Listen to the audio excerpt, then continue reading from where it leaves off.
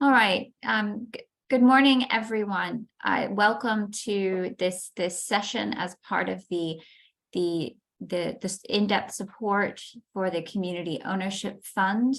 My name is Kelsey Wilson-Lee. I am joined today by some of my colleagues from the Architectural Heritage Fund and also by Bryony from the John O'Groats Mill Trust, which is an organization that has been successful in attaining some community ownership funding. And what we're going to do today is have a chat about developing your application and particularly focus on the management case of the application, which is one of the kind of two critical parts of your application to the Community Ownership Fund. So we will be sharing slides, and we will kind of go around there will be a couple of points throughout the session where a slide will show up and it'll say questions. And at that point, we will try to address any questions that have come in through the chat or the Q&A function. But please do make use of both the chat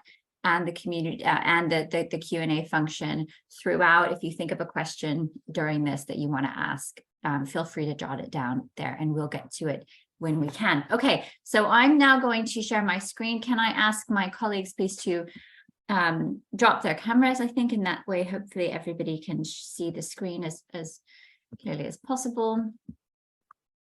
Okay, I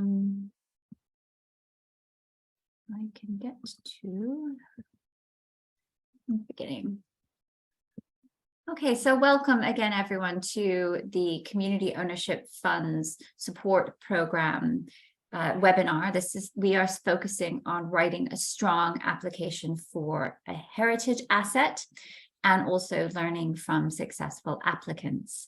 My name is Kelsey Wilson-Lee. I am Director of Programs at the Architectural Heritage Fund, and we are one of the organizations involved with the support program. What we're going to be talking about today is giving a bit of an introduction to the fund and to the support program.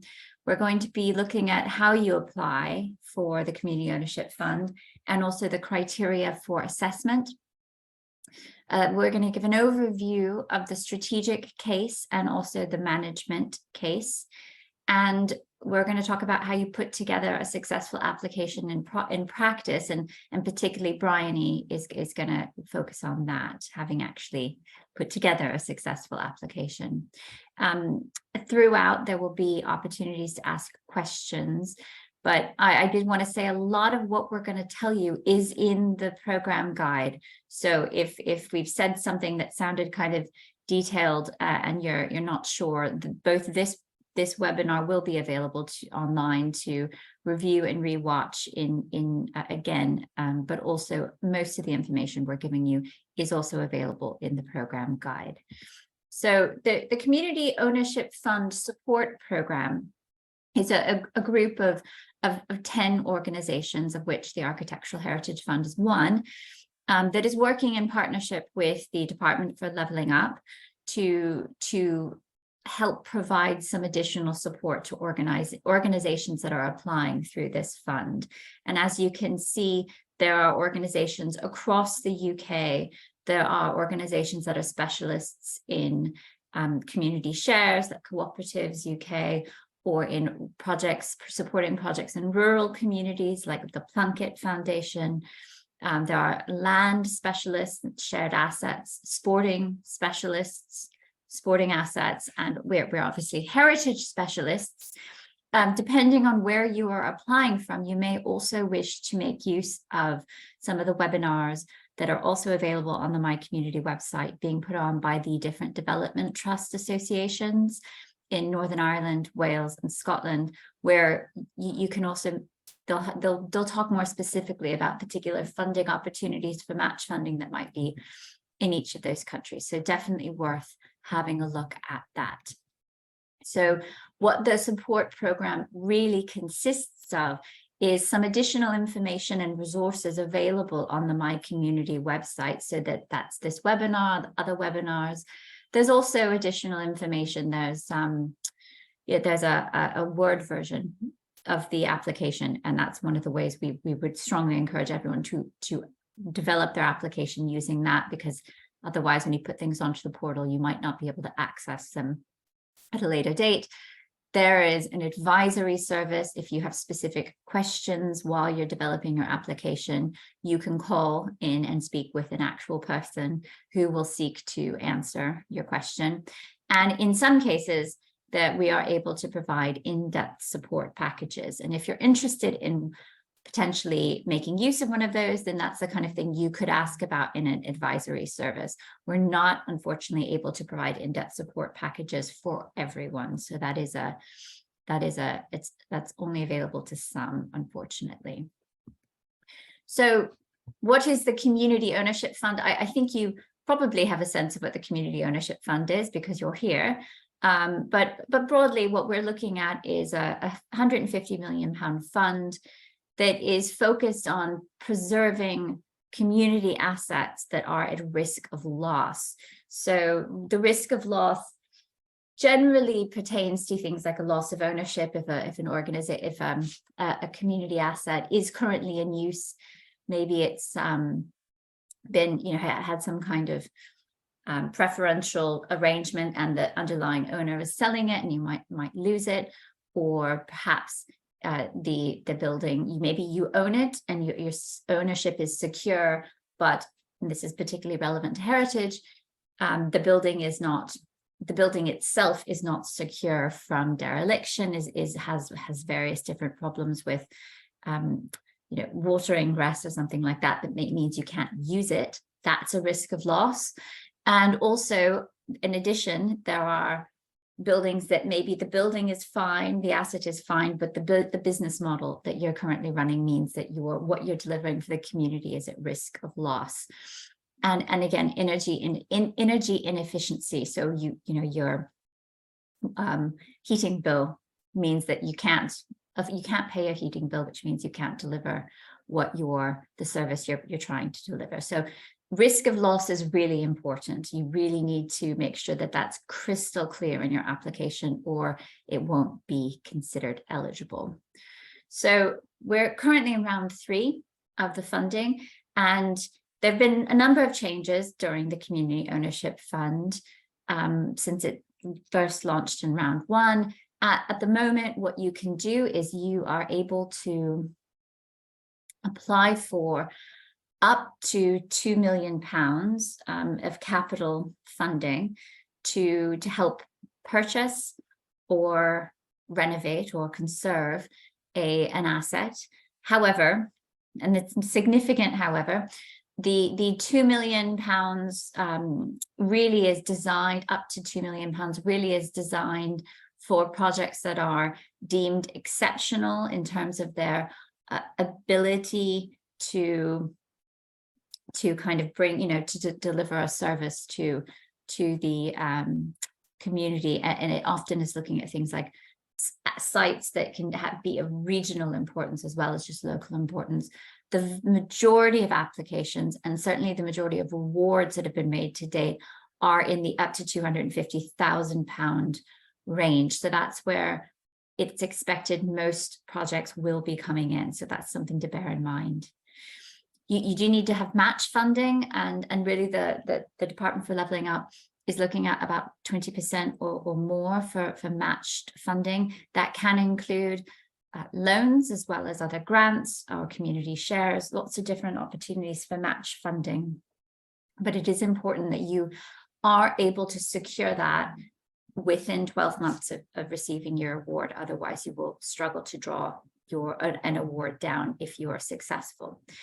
And also you are able to apply for revenue funding of up to 20% of the capital ask, and it's capped at £50,000. And that's really, that's revenue funding to allow you to actually undertake the work. So it has to be related to the project, but it's not capital costs. So it's important to make use of that revenue funding in your application.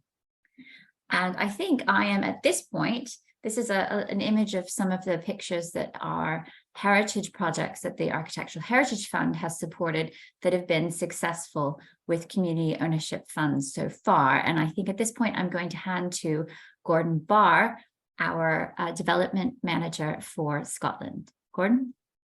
Thank you, Kelsey. And hopefully what you'll see from this slide is that there's a huge range of types of buildings and types of projects that can constitute heritage. We're not just talking about museums or grand country houses or castles. It's heritage being all around us, from small high streets to industrial buildings to all sorts of things. And that's kind of the range of heritage that we're interested in. Next slide, please, Kelsey.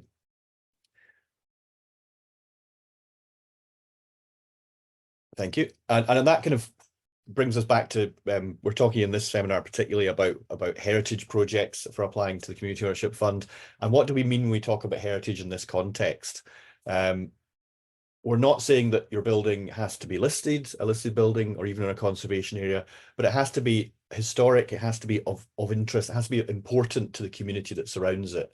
And really from our perspective, a heritage building is one that has been there for quite a while and is of importance to its community.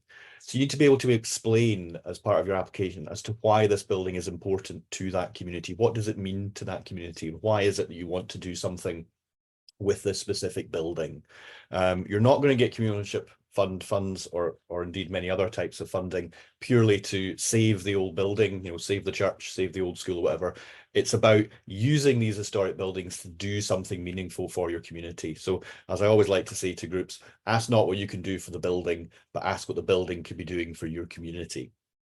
So you want to really be able to look at and explain both to and be comfortable with for yourselves as a group, but being able to explain externally and through the Community Ownership Fund application process about why this building is the one you want to use. Why do you want to use the old school to do this rather than some other building in your community? And what can it offer beyond just the repairs to the building? And that's a really important thing, I think. Next slide, please. So more generally, looking at the Community Ownership Fund, there's some really important things to think about the timing of when you choose to apply. We'll hear more about the specifics of things that need to be in the management case in a little while. But one of the issues we see with the Community Ownership Fund is that there could be some quite tight timescales between getting an offer of funding from the fund and having to spend that money. And the project has to be really quite well developed at the point that you're applying. Otherwise, you're not going to be in a position to be able to spend the funds, even if you do get them offered. Sorts of things that the assessment team will be looking at in an application to decide if the project's at an appropriate point to secure funding. Risk, we've already heard a little bit about risk this morning. If you don't already own the building, then the building's at risk. If you do already own it, then be very clear about what risk remains for this building if you do not secure the funding. What needs to happen to make the building secure or usable again? You want to think about what permissions you're going to have in place before you do whatever it is you want to do. For a non-historic building, that's often just planning permission.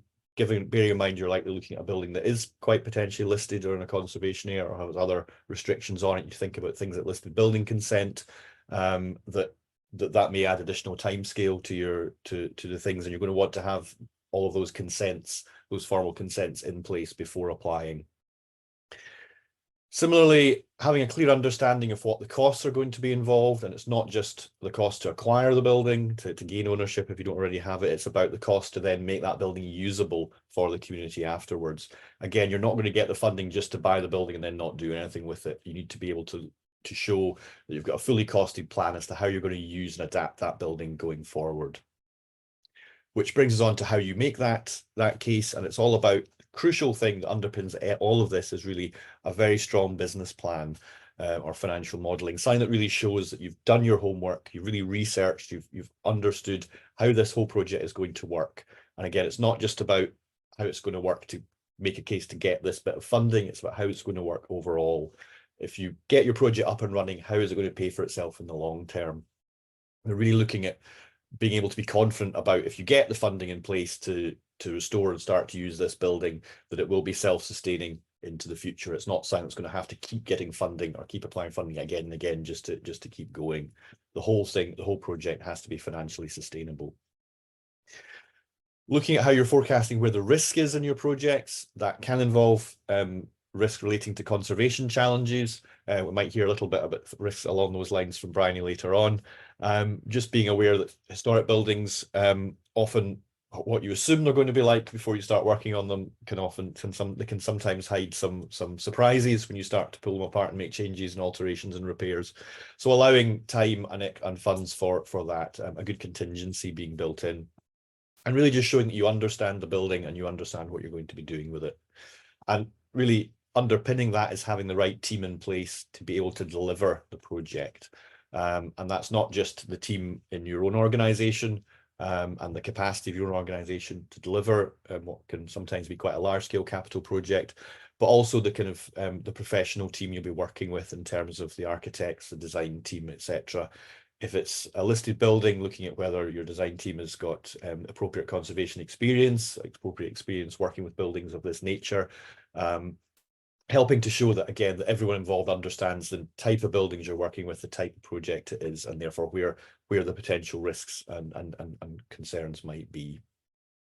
And all the way through, you want to be showing that you've done community engagement about the building and about the project and about how people are going to access this building. Again, it's not enough to say we have 3,000 signatures in a Facebook group to say save the old church. It's about engagement, about showing that the community is genuinely engaged with what it is you want to do with this building, that you've brought the community along with you, that you've constantly worked with the community to show that there is a real need and demand for what it is you want to do with this building going forward.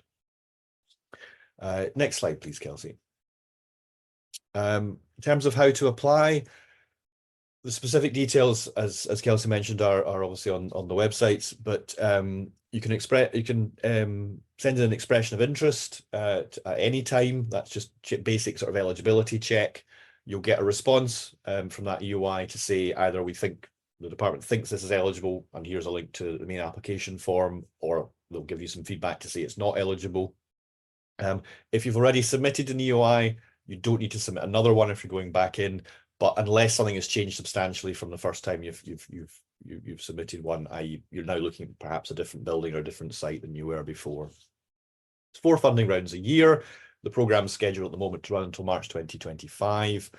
The next bidding window will open sometime in December this year. We can't be more specific at the moment, unfortunately, and close sometime in January. So that's going to be quite a tight window to get something submitted for. If you've previously submitted an application and been unsuccessful, you can reapply. This is really important, but I think we strongly recommend if you have gone in before and not been successful, that you do look closely at your previous application. Don't just stick it in again and hope for the best. Really review it, get feedback on it from a number, not just from your own team, but also from other peers, organizations like ourselves. If you got feedback from as to why the application was unsuccessful, do make sure you actually take that feedback into account and try and address it in any further application. If you've been given some feedback that you need to work on particular elements like the business plan or the management case specifically, that's really where to focus your your attention. Occasionally we've had issues with people not getting the application form when it's been sent to them. It is an online application form, so you'll be sent a link in an email. There's a couple of cases where those emails have ended up in junk and spam folders, so do check those if you have submitted an email and haven't heard anything back. A final little small point, but actually a useful practical one here, is that when you're putting in your contact details in the EOI for that, we recommend that you don't put a personal email address in, but if you have one, a kind of more general email address for your organization, like info@organization or whatever, so that if the information comes in when the particular individual's away on holiday or whatever, that multiple people in your organization can have access to that link and you don't miss out on the form, but also multiple people can then log in and work on the application at the same time. So if you have a central kind of generic email address, we recommend you use that for the EOI and for the application for that reason. Next slide, please. There is a Word document version of the form on the My Community website, which you should definitely have a look at before you apply. That's also really useful just to draft up your answers before you start filling them in on the main online application form.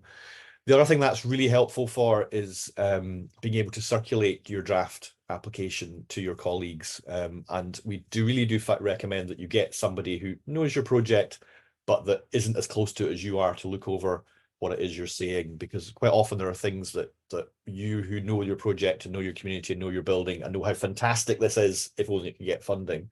Because you're really close to your project, sometimes you don't see the you don't see the obvious things that you're not seeing. So having a fresh pair of eyes look at your application before you put it in is always a really good idea. And sometimes just having someone saying, why is it you're doing this again? It's not very clear, or just can be really helpful, because you know your project, you know the needs of your community, but the people reviewing this at DLUC will not know it necessarily. I assume they have no prior information of your project other than what you write in the form. That's a really important thing. Again, once the application's been submitted, once you've clicked the big scary submit button, you can't edit it. You can't go back in and think, oh, I just wish I'd said this little bit here. You can't make any changes to it. Once it's in, and that's what's assessed. So take your time, try and get it right as best you can before you submit it, and do get other people to review it before you submit. Because it's a online application form, as these things always are these days, there's a limited number of attachments that can't be that big. So spend a bit of time before you're looking to submit it to make sure you've got everything ready, so you're not scrambling around at 5 to midnight before the application closes, panicking, trying to draw it all together. There's some useful tips online on the My Community site as well about the application process, including some useful practical things like how to make the file sizes of images and documents and things smaller. Quite often, if an architect sends you a copy of a big PDF, it can be hundreds of megabytes. There are ways to make that smaller and make it a bit friendlier to send round. So yeah, I said up to midnight. The actual round closes at noon, but the point still stands. Don't leave it to the last minute. Try and get it in maybe the day before, maybe the night before, so you've got some time to fix any problems that you find when you're actually uploading things and you're not unnecessarily stressing about the technical side. Next slide, please, Kelsey. And a couple of other just general points about the submission. As I say, the key thing is you can't change it afterwards. They won't phone you up and ask for clarification. What you say is what you get. So be very sure that what you're asking for and what you're saying, you put as much work and clarity into that as possible.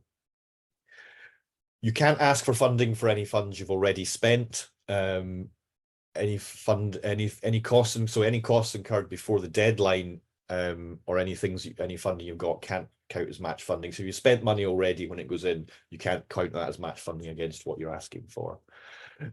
Pardon me. Now the department may look to take a legal charge over your building. This basically means that they have the right to, if there's any problems, have a charge over it, so they can control what happens to it in the event of a problem, a financial problem with your organization. So that's registered with the land registry. That gives them a place to deal with any situations if something happens to your organization, that they can get the money back, basically. Now you'll find things at legal charges. Other funders will often look to have other large capital funders may want to have charges as well. You may have to look at things like ranking agreements in terms of who has charge in which order over your building or parts of your estate. That's how you may need to get legal advice over to try and draw up. And you'll also find, if you are planning to get a loan as part of, or other types of social investment as part of your funding package, be careful, because depending on your lender, if there are legal charges in place, that's something that you need to be careful that your lenders are aware of as well. The community ownership fund monies you get are subject to procurement rules. You can't just spend the money on whoever it is you like. You usually need to either get individual quotes or a full formal tender process, depending on the level of the expenditure. Basically, if it's over around about 2,500, you'd get 3 written quotes. If the value of the contract you're putting in is over about 25,000, then you need to do a full formal tender process. The specific details of that are on the website, but just to flag that depending on the scale of what you're doing, you probably will have to tender things to ensure kind of full value for money. It's public money that's being spent here, and just to ensure everything's very clear and transparent and above board about how different organizations or different contractors are appointed as part of the process. The last two things seem like they should be fairly straightforward, but these are actual things that have caused applications in the past to be rejected. If there's any legal action hanging over your organization, you might want to look into that. And if that's not to say that that should necessarily preclude you from applying for community ownership fund or other funding, but you'd want to be able to explain to any funder why that is the case. And similarly, do just double check that you know the directors or trustees of your organization, that you know who they are and what their background is, and that if there are any disqualifications, that sign you may want to consider whether or not it's time for that director to perhaps step back. As I say, this seems like it should be something that you shouldn't have to flag, but in more than one case to date, this has actually prevented a COF application going forward. There we are. Next slide, please, Kelsey. All right. If there's any specific questions on that element before I hand over to my colleague Andrew, happy to take that point. Gordon, hi. I'm just going to stop sharing for a moment because I can see there are some questions in the Q&A, and I thought we could go ahead and go through these now, if that's all right. So the first question is from Alistair, and it says, if the historic building requires an added new interpretation unit on the same site to make it essential for visitors and viable for income generation, can it be funded under this program? Alistair, I think there can be some, adaptation that is fundable through this program, but the critical thing is that this is not about, this isn't about kind of the old singing, old dancing version of your project that you may wish for one day. It's about whether or not you can make a credible case that the asset as it is right now is not sustainable within the next kind of 12-month period, that it will fail as a business. But if you can have this addition, if that's what you're talking about, then it will be sustainable. But you need to back that up really quite robustly. In a moment, Andrew's going to talk about the way that you kind of sketch out how you've made your assumptions. You explain where the kind of detail around your business plan comes from and how you need to explain that. So it is potentially available, potentially an eligible cost, but it does need to be part of making the asset sustainable as opposed to part of the overall vision, if that makes sense. The second question is from Alison. Does the community ownership fund cover a community wanting to buy woodland for sale as it's used by the community and is partially ancient woodland? I think you can buy land, Alison. The land is considered an asset. I would recommend, if you are looking at land, because that's not our specialism, I would recommend looking at some of the webinars put on by the Shared Assets Group. They are the land specialists, and they would probably have a better sense of making that case. But yes, in theory, land is eligible. Okay, thank you, Lorena. Nigel says, you've mentioned the lease of a building is allowed. What about the lease of part of the building and the issue of legal charges? I think we might, Andrew, would you like to come in and address that? Because it's about charges and you'll have more experience with that than I will. Yeah, so you wouldn't normally be able to put a legal charge against part of a lease. That's not really possible. So I think I probably can't answer that question without knowing more. I mean, leasehold is fine under the scheme of COF, but in terms of legal charges, yeah, to apply one if you don't have the lease for the entire title, I'm not sure how that one would work, but that might be one, Nigel. It might be worth dropping that specialist helpline, a line, the specialist helpline that you can find on the My Community website. Ask them that, because what they will hopefully be able to do is find someone who can answer that question in a very specific way for you, and will hopefully come back to you. Sandra, housing association with heritage properties, some of which are attached to community centers. A lot of listed buildings that have decaying windows that are extremely expensive to replace. I'm afraid, I don't know that that is going to be eligible as an eligible cost here, Sandra. I think that the challenge is what it sounds to me like what you're talking about is essentially what we would class as routine maintenance, and that's something that we would probably not generally think is eligible, because although I recognize the challenge you're saying that, you know, this is they are very expensive. They do need to be specialists windows often because it's a listed property. But that's kind of, I don't think that's really what this program is about. It's more about if you had an asset that you know, you were running, and I don't know, the windows that were currently there were of you know, insufficient quality in terms of being able to put people into housing. If you had another, you know, then it's, but I think in this context, I think it's probably not eligible, I'm afraid, unless Gordon, Andrew, do you disagree? No, I think that's probably right. Unfortunately, I'm sympathetic with the situation, but I think that's not a community ownership fund type of project, which is not to say there aren't other funds out there that might be able to help with that, particularly looking at it from improving the energy efficiency of the buildings perspective as well. But I think that it doesn't feel like a community ownership fund type of thing that it was set up to do, unfortunately. That's a good point though, Gordon, that Sandra, you might be worth looking at. There are some funds out there that are looking at energy efficiency and trying to make the case that, you know, you can get conservation appropriate double glazed and triple glazed windows, and maybe that would be a good way of trying to go about that, is making the case from an environmental standpoint. Robert, unfortunately, I don't know that there are yet any plans to extend the fund after March 2025. We are trying to make the case for more funding, as you might imagine. But I haven't heard anything about that to date, I'm afraid. And again, so Phil, the application dates, and unfortunately, we don't know anything more than we have said with regard to the application dates. We are expecting the next round to run from the middle of December through to the middle of January.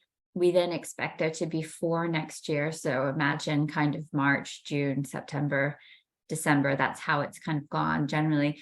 And how long after receiving eligibility confirmation do you have to get the application in? So once you have been deemed potential, once you've received the ability to, once you have been told you have passed your EOI stage, you can apply at any time. You don't have to apply in a specific window. When you should apply is when you are ready to apply, when you have got all the materials ready. So Jamie, the match funding can in some cases go as low as 10%, but you can't, that is kind of determined by the Department for Leveling Up. So the question is, can match funding be lower for deprived communities? Potentially, yes. If you have an interest in that and you think you can make a credible case for that, I would reach out to the Community Ownership Fund helpline and ask to be kind of considered for in-depth support, which would be a good first step there. How is the track record? Sorry, this is just moving. How is the track record and credibility of the organization in managing funds and project applying assessed? Andrew. I will cover that in my slides shortly. Okay, should we pause here and actually, because I'm worried we might cover some of these. So should we pause here? We will pick up, Joshua, with your question after Andrew's section, if that's all right. So what I'm going to do is pause that. I'm going to go back to sharing screen, and Andrew, I will hand over to you. Thank you, Kelsey.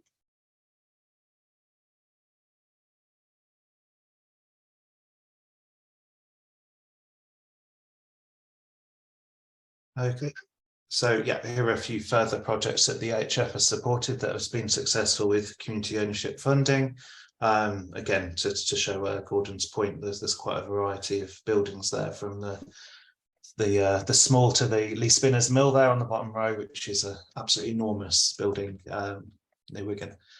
So next slide, please, Kelsey. Yeah, so I'm going to talk through the assessment criteria in a bit more detail, and how that sort of is split into what DLUHC calls the strategic case and the management case, and I'll show how those are broken down.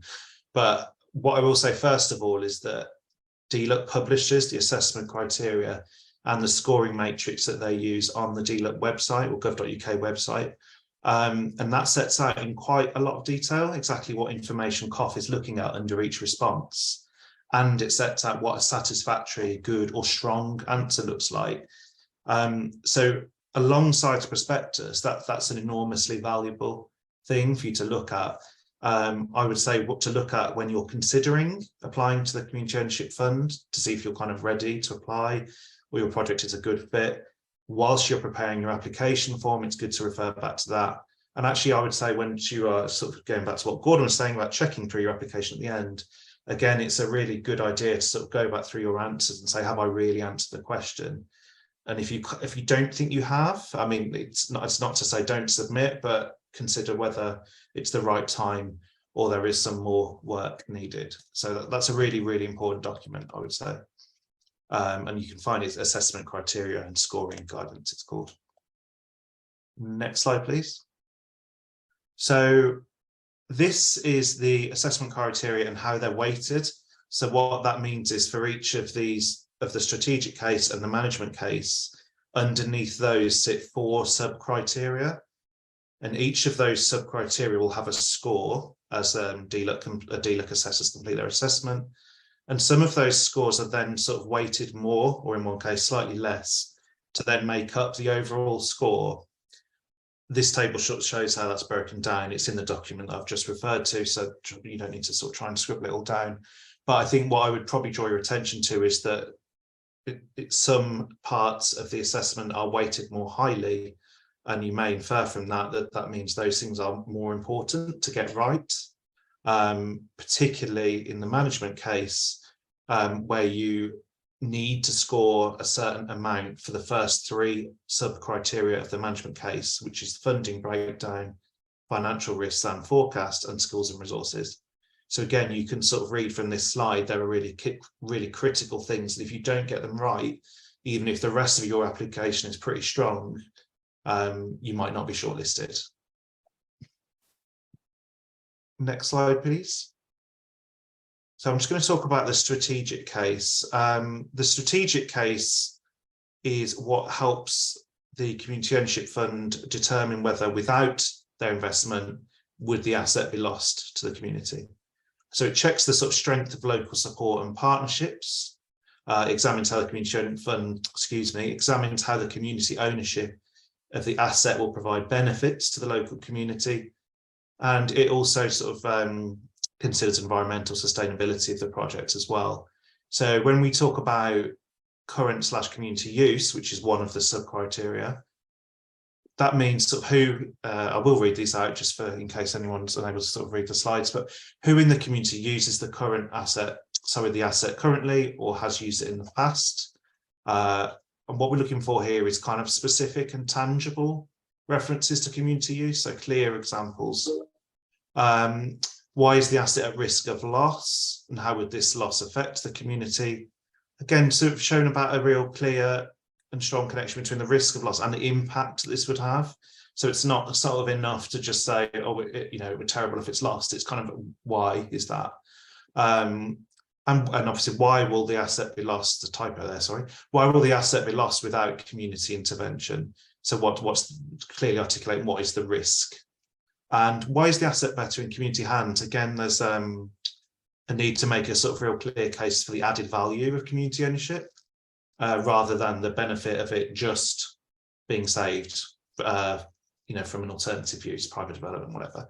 So it's really key about kind of why is community use the sort of best option for this asset for the community, rather than saving the building for the saving the building's sake. So how I would think of it. Engagement and local support. So this is about how has the community been consulted and shaped plans for the asset? How can you demonstrate local support?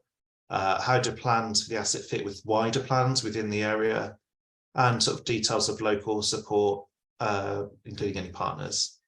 So for a higher scoring application, I mean, what DLEP would be looking for here is what kind of multiple references to multiple ways in which the community has been involved so far and how their engagement has shaped the project. So we're not really talking about consultation here, we're talking about kind of what's the next level of a sort of engagement and how has the community driven the project. And what they're looking for is kind of strong evidence of, yeah, what have you done tangibly to sort of reach different parts of the community. This could include sort of working with partners such as other community groups or local businesses, and articulating how they would then be sort of involved in the project. And on that last point around kind of, not the last point, sorry, around the point around fitting in with local plans, that could be things like plans that your local council has, business or community-led plans, could be things that are very local in nature, such as a connection to the local neighbourhood plan, things like that. Next slide, please. This one, community benefits, strategic case benefits. So this is one where I was absolutely certainly encouraged to read the assessment criteria. One of the things that comes out really strongly in that is that what DLEC is looking for here is when you describe the benefits of doing this piece of work, that you're able to then clearly link them to what are the outcomes for your community and what's the impact of doing those activities. Yes, it's about setting out clearly how the project activities and the way in which the project will be delivered links to a clear set of proposed outcomes. And very critically, for a stronger response, what they're looking for is how that is then backed up by evidence and data. So this shouldn't be based on kind of assumptions that you've made. It's kind of show your workings. Have you reached the sort of point where you're able to say, if we do X, Y, Z, it will lead to these outcomes for my community. On environmental sustainability, again, it's just, again, being clear. So how will your project directly contribute to environmental sustainability goals?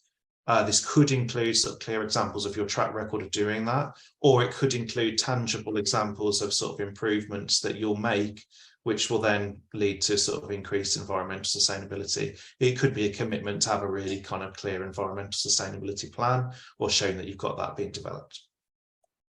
It's particularly relevant, I think, for historic buildings where this can be more difficult or needs more thinking. Next slide, please, Kelsey.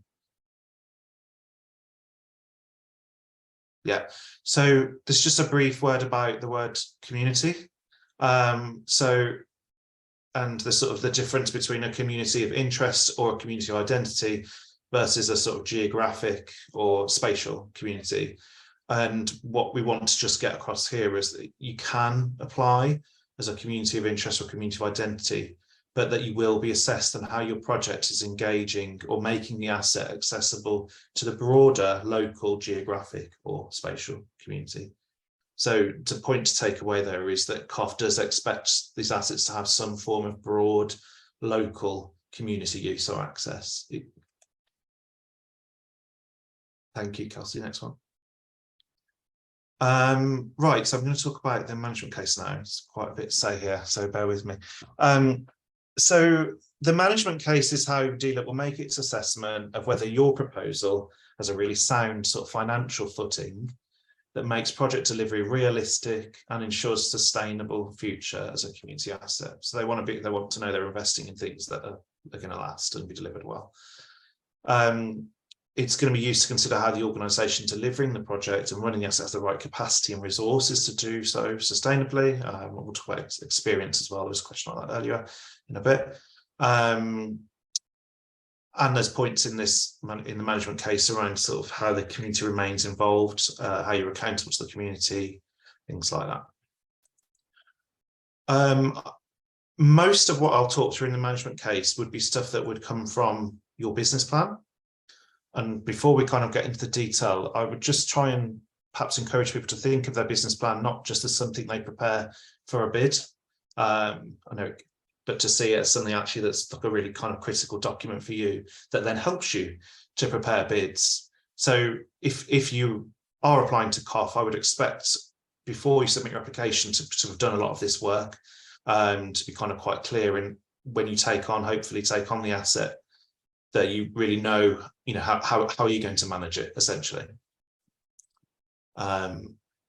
So funding breakdown is the first sub-criteria in the management case. So if you are purchasing or will take on ownership of the asset, you need to sort of set out quite clearly how that will work.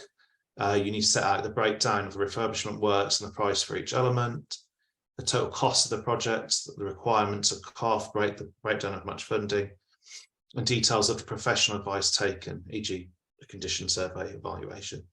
What I'll say for this point is financial information needs to be accurate.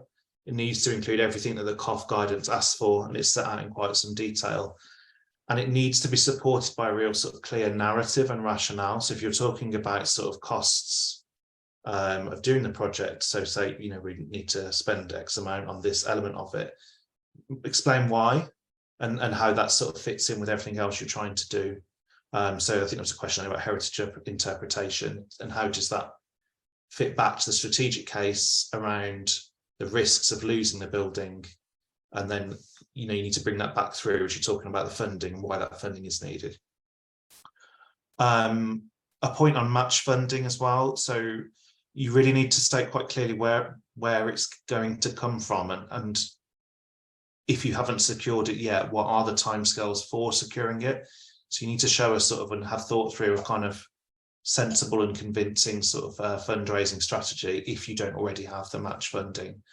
I would say if you haven't started any of that work, probably it's too soon to apply for COF. You need to have sort of got some way along that journey, because there is a time limit of when you can draw down your COF funding, and you can't draw it down until you have secured all of your match funding. So you really need to give some serious thought to sort of match funding and how that fits with the timescales, so you don't lose the grant, but also so you kind of put together a convincing case for DLUC.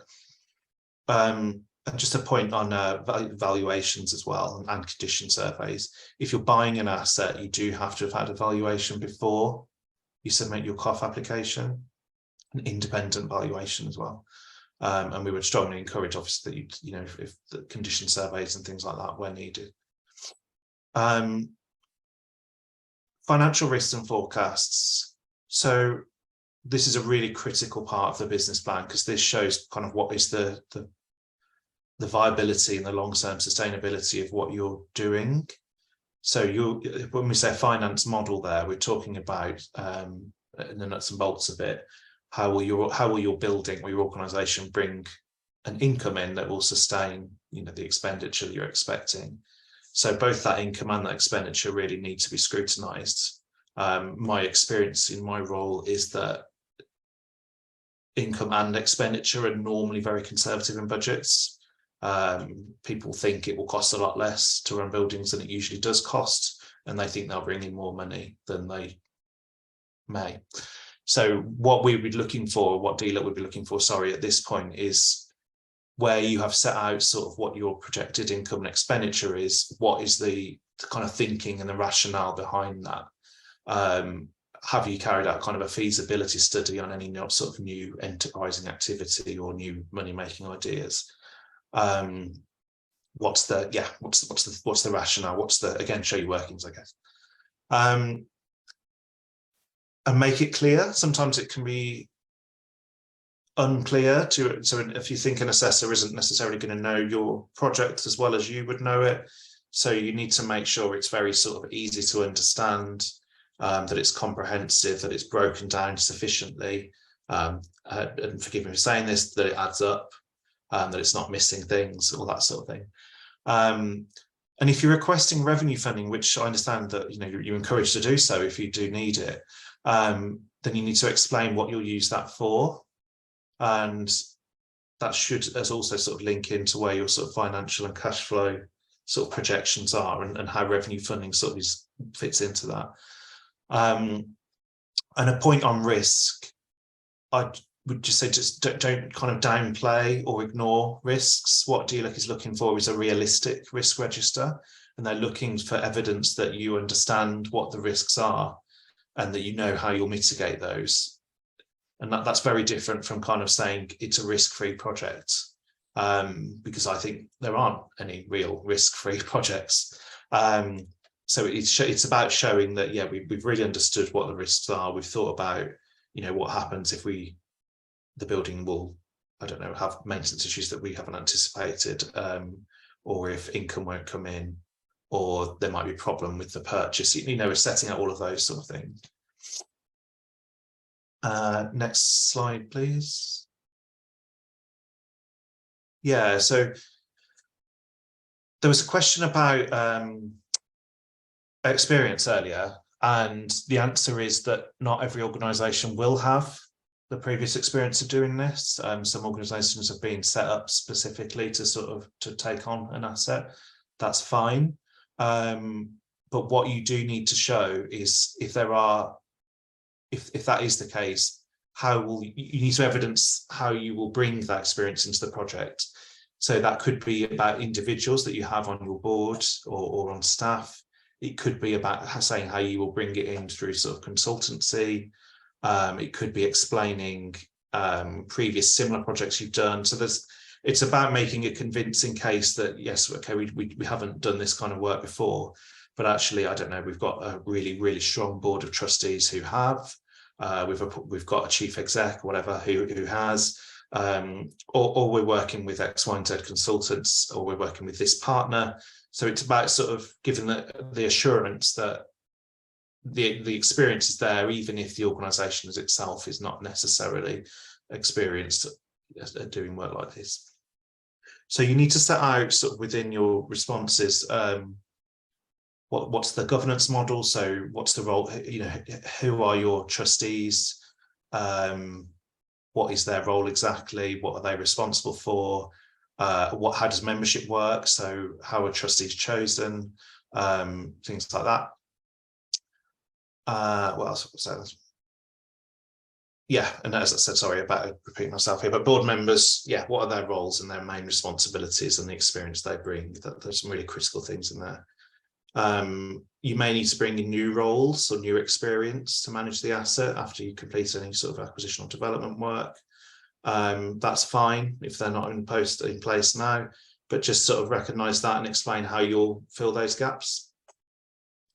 And also set out sort of what the policies, procedures and systems that you have in place, particularly for new organisations. There's plenty of sort of resources available online to look at things like that as well.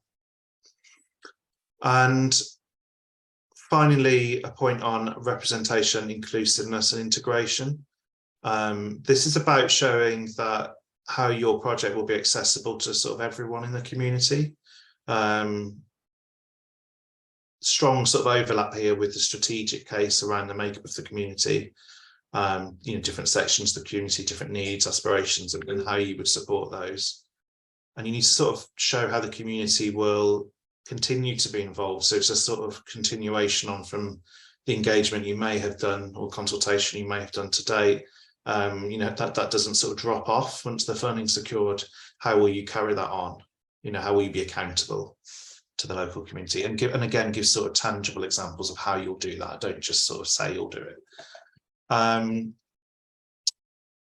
Next slide, please. Thank you.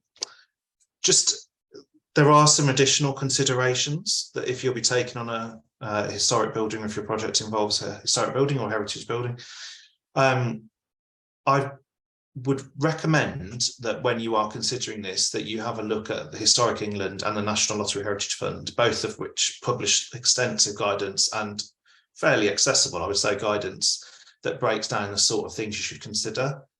The key thing here is that the heritage buildings are sort of, they're all unique, and they're unique in sort of their condition, their size, their complexity. So keep it proportionate. You know, it's not a grade 1 listed stately home that you're taking on, then you might not need to consider everything in the list. But the main things you should be considering is provision for building services, so fire detection systems, conservation, heating, as well as electrical and plumbing systems. I know that this has been a surprise for some sort of projects taken on historic buildings, the complexity of that. And as Gordon said, once you start to peel back, you don't necessarily know what you'll find underneath. Yeah, planning in how you'll do maintenance inspections, periodical and occasional, and sort of thinking ahead a bit about unforeseen circumstances. So I think it's just about going into this sort of eyes wide open a bit, and sort of going into it, yeah, with a plan in place. And next slide, please. Yeah, so a few further top tips from me. Yeah, don't forget to apply for revenue funding to cover your first year of project costs, or some of your first year of project costs. Follow the assessment guidance and address every point. I think what DLUC publishes is actually really, really good. A really sort of exemplar sort of funder behaviour.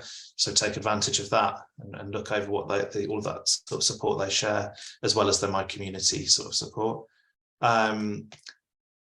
Make sure that when you're looking at your business plan that, yeah, you've covered everything that's in the COF criteria. Evidence is a really, really key one, so that what DLUC isn't looking for really when they assess is kind of assumptions. They want to sort of understand yeah, what's the evidence to back those up. So that could be sort of examples, comparisons, research, data, etc. And sort of link back to that, explain your reasoning and be consistent with that as well. And provide explanations. It's best to assume that the assessor doesn't know anything about your organisation or the asset that you're taking on, other than what you've told them in your application form. So if things aren't going to be immediately clear to someone who doesn't know your project as well as you do, you need to explain those.